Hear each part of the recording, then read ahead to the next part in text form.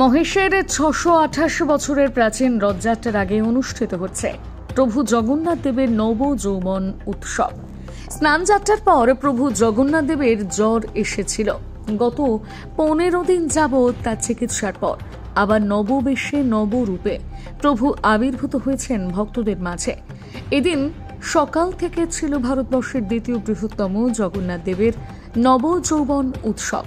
এই অনুষ্ঠানকে ঘিরে হুগলির মাহেশের মন্দির চত্বর ছিল উৎসব মুখর। এ ব্যাপারে বলতে গিয়ে মাহেশ জগন্নাথ দেব ট্রাস্টি বোর্ডের সম্পাদক পিয়াল অধিকারী জানান, শুক্রবার ভোর থেকে কয়েক হাজার ভক্ত এসে হাজির হয়েছেন জগন্নাথ দেবের দর্শনের আশায়।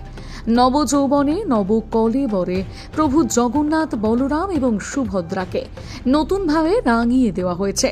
প্রতি বছর স্নান যাত্রার পর প্রভু জগন্নাথ দেব নিভৃতবাসে চলে যান। কোনো রকম কোলাহল মন্দির চত্বরে হয় না। তারপর ২ সপ্তাহ পর আসে নবযৌবন উৎসব, যা আজ মাহেশের মন্দিরে অনুষ্ঠিত হচ্ছে।